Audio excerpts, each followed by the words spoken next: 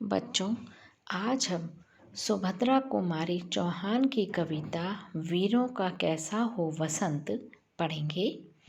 इसमें इस कविता में कवियत्री ये बता रही हैं कि जो वीर हैं, जो सैनिक हैं, जो युद्ध पर जाते हैं, उनका वसंत कैसा होना चाहिए। क्योंकि बच्चों, वसंत ऋतु जब आती है तो विभिन्न प्रकार के पुष्प खिलते हैं, कोयल कूजती हैं, एक नई ऋतु होती है और वो बहुत ही अच्छी ऋतु मानी जाती है। सारी ऋतुओं में बहुत अच्छी ऋतु मानी जाती है। लेकिन जो वीर सैनिक हैं, जो अपने कर्म पथ पर जा रहे हैं, उनका वसंत कैसा होना चाहिए। कवित्री बोल रही हैं, वीरों का कैसा हो वसंत, आ रही हिमालय से पुकार, है उदती गरजता बार बार, प्राची पश्चिम भू नभ अपार, सब पूछ रहे हैं दिग दिगंत, वीरों का कैसा हो वसंत। कवित्री ये बता रही हैं कि वीरों का वसंत कैसे होगा, क्योंकि हिमालय पर्वत पुकार रहा है। यानी हिमालय पर्वत पर यदि कोई संकट आ गया है, अर्थात देश पर अगर कोई संकट आ रहा है, तो वहाँ से पुकार आ रही है कि हिमालय पुकार रहा है कि वीर सैनिक जो हमारी रक्षा करें। उदती गरजता बार बार, सागर भी बार बार गरज रहा है। प्राची यानी पूर्व दिशा से, पश्चिम दिशा से, भू यानी पृथ्वी, नभ यानी आकाश, सब पूछ रहे हैं। यानी पूर्व पश्चिम उत्तर दक्षिण, धरती आकाश सब पूछ रहे हैं कि सारे दिग दिगंत यानी चारों दिशाएं ये पूछ रही हैं कि वीरों का वसंत कैसा होना चाहिए, कि वीर वसंत ऋतु कैसे मनाएं, खुशियाँ कैसे मनाएं, वो नहीं मना पाते हैं। कवित्री कह रही हैं, फूली सरसों ने दिया रंग, मधु लेकर आ पहुँचा अनंग, वसु वसुधा पुलकित अंग अंग, है वीर देश में किंतु कंत, वीरों का कैसा हो वसंत। जब वसंत ऋतु आती है तो धरती जो है सरसों के फूलों से पीले रंग में रंग जाती है। फूली सरसों ने दिया रंग, जो फूल गई है सरसों, यानी सरसों के पुष्प जब खिल गए हैं तो उसने सब तरफ रंग ही रंग भर दिया है। मधु लेकर आ पहुँचा अनंग, अनंग यानी कामदेव, कामदेव यहाँ पर मधु लेकर आ गया है, यानी लोगों के अंदर काम भावना उत्पन्न हो रही है। वसुधा पूरी पुलकित हो गई है, वसुधा यानी धरती के अंग अंग में मादकता आ गई है। लेकिन वीर देश में किंतु कंत, लेकिन जो वीर हैं, वो जो वीर पुरुष हैं, वो अपने देश में नहीं हैं। उनकी जो पत्नियां हैं वो अपने पति से दूर हैं। तो भले ही सरसों फूल गई हो, वसंत ऋतु आ गया हो, चारों तरफ मादकता का वातावरण हो, धरती भले कितनी पुष्पित हो रही हो, कितनी पल्लवित हो रही हो, लेकिन जो वीर सैनिक हैं वो कहाँ डटे हुए हैं, देश की सीमाओं पर हैं। तो ये पूछ रहे हैं कि वीरों का वसंत कैसे होगा, यानी वो वसंत की जो खुशियाँ हैं वो कैसे मनाएंगे। अगले पद में है, भर रही कोकिला इधर तान, मारू बाजे पर उधर गान, है रंग और रण का विधान, मिलने आए हैं आदि अंत, वीरों का कैसा हो वसंत। यहाँ पर कवित्री ये बता रही हैं कि इधर तो कोयल जो है विभिन्न मधुर आवाज़ में गा रही है, कोयल की तान छिड़ी हुई है, यानी वसंत ऋतु में कोयल कूक रही है पेड़ों के ऊपर। लेकिन उधर मारू बाजे पर उधर गान, और उधर किधर, युद्ध भूमि में मारू बज रहे हैं, यानी युद्ध के नगाड़े बज रहे हैं। एक तरफ तो क्या है बच्चों, वसंत ऋतु की धूम मची हुई है, कोयल गा रही है, धरती पीली हो गई है, सरसों फूल रही है, पुष्प खिल रहे हैं।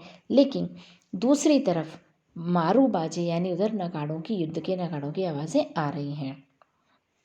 है रंग और रण का विधान, यहाँ पर क्या है, रंग यानी वसंत ऋतु का रंग है, दूसरी तरफ रण यानी युद्ध का विधान है। यानी एक तरफ तो सुख संपन्न सुविधापूर्ण जीवन है, आनंद का उत्सव मनाने का समय है, और दूसरी तरफ युद्ध के नगाड़े बज रहे हैं। तो यहाँ क्या है, मिलने आए हैं आदि अंत। कवित्री कह रही है कि यहाँ आदि और अंत, आदि यानी प्रारंभ, अंत यानी समाप्त। तो यहाँ पर आदि किसके लिए आया है, सुख सुविधाओं के लिए, वसंत ऋतु के लिए, और अंत आया है वीर गति को प्राप्त होना। तो जो वीर सैनिक हैं वो यदि अपने घर पर बैठ करके वसंत ऋतु का आनंद लेते हैं तो वो आदि है, और अंत यानी युद्ध क्षेत्र में यदि वो मृत्यु को प्राप्त होते हैं तो वो अंत है। तो अब आप ये बताओ कि जो वीर हैं उनका वसंत कैसा होगा, वो आदि को चुने या अंत को चुने, यानी सुख संपन्नता की जिंदगी को चुनेंगे या वो अपनी देश सेवा में अपने आप को अर्पित कर देंगे। गल बाहों या हो कृपाण, चल चितवन हो या धनुष बाण, हो रस विलास या दलित त्राण, अब यही समस्या है दुरंत, वीरों का कैसा हो वसंत। सुभद्रा कुमारी कह रही हैं कि एक तरफ तो गल बाहें यानी एक तरफ तो उनकी प्रिया की बाहें हैं, उनकी पत्नियों की बाहें हैं, या हो कृपाण, और दूसरी तरफ तलवार है। अर्थात एक तरफ तो पत्नी की बाहें हैं, दूसरी तरफ कृपाण है, तलवार है, यानी युद्ध भूमि में जाने की तैयारी है। चल चितवन हो या धनुष बाण, या तो उनकी पत्नियों की सुंदर चितवन है यानी उनका चेहरा है, दूसरी ओर धनुष बाण यानी युद्ध के साजो सामान है। हो रस विलास या दलित त्राण, रस विलास यानी रस से भरा हुआ जीवन है, विलासितापूर्ण जीवन एक तरफ बुला रहा है, दूसरी तरफ जो है दलितों की रक्षा करने, दलित कौन, जो असहाय हैं, दीन है, जो देशवासी हैं, जो जिन पर संकट आ खड़ा हुआ है, उनकी प्राणों की रक्षा करने की जिम्मेदारी है। अब यही समस्या है दुरंत। अब ये जो भीषण समस्या आ गई है, अब उसका वो किस प्रकार से सामना करेंगे, तो वीरों का कैसा वसंत हो सकता है। यानी एक तरफ तो उनकी पत्नी की बाहें हैं, दूसरी तरफ तलवार, यानी एक तरफ तो जीवन बुला रहा है, दूसरी तरफ उनकी जिम्मेदारी उनको याद आ रही है। एक तरफ चल चितवन है यानी पत्नी का चेहरा उनको दिखाई दे रहा है, दूसरी तरफ धनुष बाण है, यानी वो कर्म पर ध्यान दें या अपने घर परिवार पर ध्यान दें। तो ऐसे जो शूरवीर हैं उनका वसंत कैसा होगा, वो कैसे वसंत मनाएंगे। कह दे अतीत अब मौन त्याग, लंके तुम में क्यों लगी आग, ए कुरुक्षेत्र अब जाग जाग, बतला अपने अनुभव अनंत, वीरों का कैसा हो वसंत।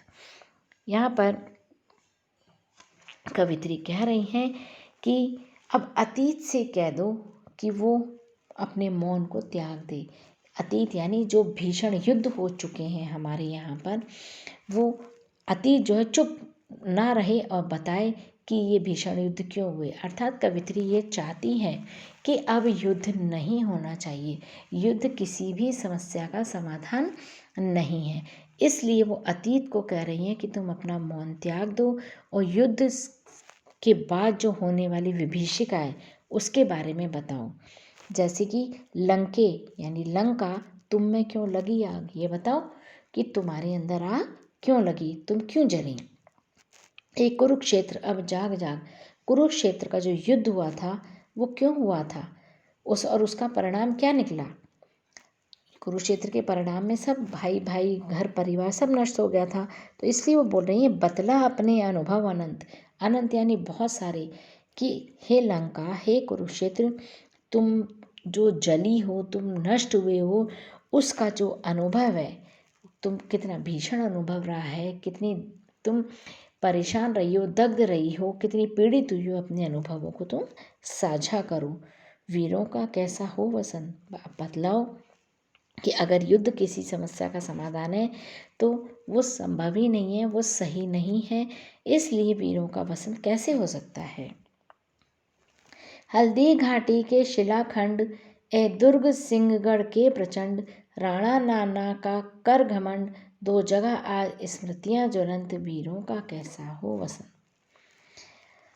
सुभद्रा कुमारी कह रही हैं कि हल्दी घाटी के जो बड़े बड़े शिलाखंड हैं, जो वहाँ पर चट्टानें हैं, और जो दुर्ग हैं, कौन कौन से, सिंहगढ़ का जो दुर्ग है वहाँ पर राणा प्रताप थे, नाना साहब थे, इन सब का जो घमंड था वो अपने देश के प्रति कैसा था, यानी वो कितने स्वाभिमानी थे देश के प्रति, अपनी मातृभूमि के प्रति वो कितने स्वाभिमानी थे कि हल्दी घाटी का राणा प्रताप ने युद्ध लड़ा था, और नाना साहब उन्होंने भी युद्ध लड़ा सिंहगढ़ को बचाने के लिए। वहाँ राजाओं ने किस प्रकार से विरोधी सेनाओं का घमंड चूर चूर किया, ये आज स्मृतियाँ जगा दो।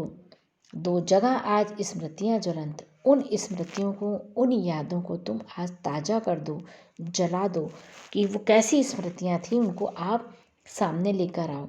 तो कैसे वीरों का वसंत होगा, यानी कवित्री कह रही हैं कि स्वाभिमान राणा प्रताप की तरह, नाना साहब की तरह स्वाभिमान जो वीर हैं हमारे देश के, वो वसंत ऋतु कैसे मनाएंगे। उनको तो अपनी मातृभूमि की रक्षा करने के लिए ही जाना पड़ेगा। भूषण अथवा कवि चंद नहीं, बिजली भर दे वह छंद नहीं, है कमल बंधी स्वच्छंद नहीं, फिर हमें बतावे कौन हंत वीरों का कैसा हो वसंत। सुभद्रा कुमारी कह रही हैं कि इस समय रीति काल के और आदिकाल के जो कवि थे, जैसे चंदवरदाई ने पृथ्वीराज की प्रशंसा में खूब रचनाएं लिखी। भूषण कवि जो है उन्होंने शिवाजी की वीरता का वर्णन किया। तो वो कह रही हैं कि आज भूषण और कवि चंद जैसे यहाँ इस युग में कवि नहीं है, क्योंकि इनके जो छंद थे वो योद्धाओं में बिजली भर देते थे, यानी योद्धाओं में स्फूर्ति प्रदान करते थे। एक एक उनका छंद इस प्रकार का होता था। तो आज वो कवि वैसे नहीं रहे, यानी चंदवरदाई की तरह और भूषण की तरह आज कवि नहीं है कमल बंधी, है कलम बंधी स्वच्छंद नहीं। आज जो है कलम जो है वो बंध चुकी है, यानी लेखनी बंध गई है, वो वर्णन नहीं कर पाती है। क्योंकि हमें कौन बताएगा, क्योंकि इस समय हंत हम बन चुके हैं, हम बंधन में बन चुके हैं, हम अंग्रेजों के गुलाम बन चुके हैं। इसलिए हमारी जो कलम है वो स्वच्छंदतावादी नहीं रही है, जो कि स्वच्छंदतावादी कवि भूषण और चंद की थी।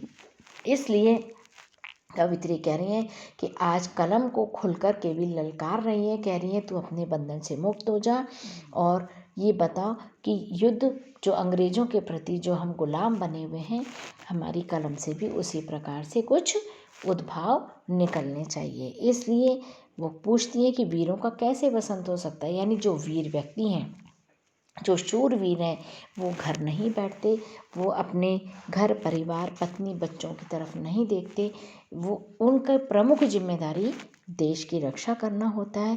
भले ही कितना ही वसंत ऋतु आए, वसंत ऋतु यानी उनके जीवन में कितने ही आनंद के क्षण आते हैं, कितने पल आते हैं, कितना ही समय आता है, लेकिन वो उसको भोग नहीं पाते हैं। कर्तव्य सबसे प्रमुख बन जाता है। इसलिए सुभद्रा कुमारी कहती है कि वीरों का कोई वसंत नहीं होता है। कि बच्चों आज आपकी कविता पूरी हो गई है।